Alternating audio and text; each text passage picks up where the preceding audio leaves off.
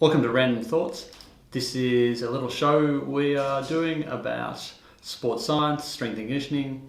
It's basically just a short conversation, things that we've been thinking about and that we thought might be interesting, might not, but we're going to have a little play with it and see where it goes.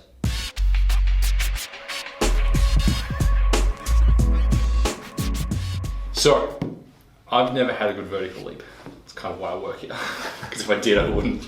I'm currently not lifting as heavy as I normally do, but I'm heavier than I've ever been, but I'm jumping the highest I've ever been. That's cool. Yeah, so I'm lifting about 900 on the core lift. Yep. I went for some dunks this morning and also last week. Yep. I'm like hanging off the ring, and it never happens for me. So you're heavier. I'm 94, I normally play at 91. Yep. I'm lifting lighter, so I'm only lifting about around body weight. So your power to weight ratio or your strength to weight ratio is worse. Should be lower, yeah. And yet I'm hanging off the ring with ease. Have you been practicing jumping more? No, I haven't, because I'm coming off that my shins and stuff. I'm just sort of easing back in playing, and so just I'll have a jump. Well, you're thinking about jumping a lot, you're teaching it a lot. I am, yeah. And so there's a component where maybe you're just Getting reps in. Yeah, mentally. and you're grooving that neural pathway of a max effort jump because you're teaching people the arm action, you're focusing on the drive. Talking about it, writing articles about it, yeah. It's really interesting, isn't it? Right. I wonder whether it's multifactorial. I wonder whether there's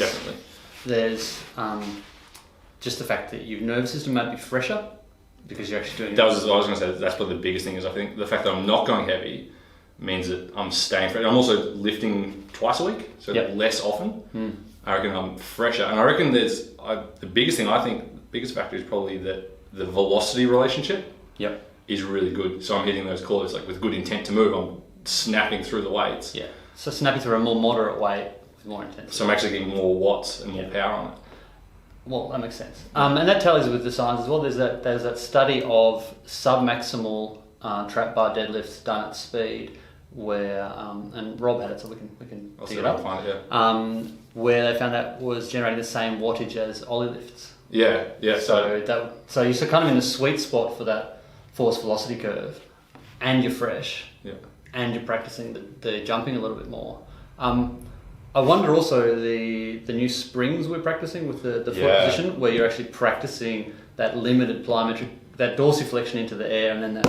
Yeah, the double leg dorsiflex springs. I'm doing them 2-3 times a week. We should cut that into we should cut a little bit of that in. So. Some footage of that.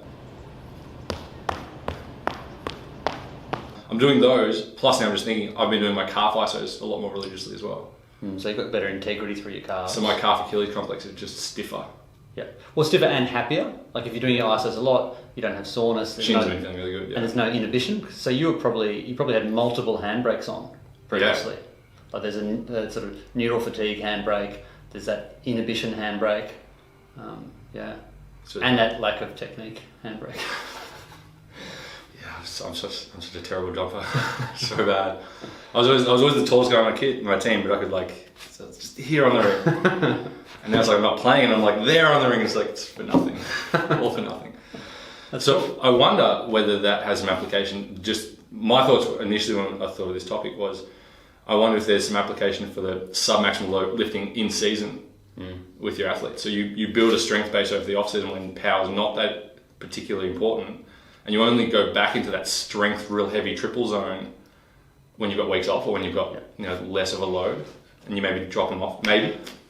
I think that if making people's power spike was a pure positive, that would be really good for basketball. So maybe for a sport where that is a pure positive, but we've talked about the issue where if you make someone's power spike more in basketball, they'll jump higher, which sounds great.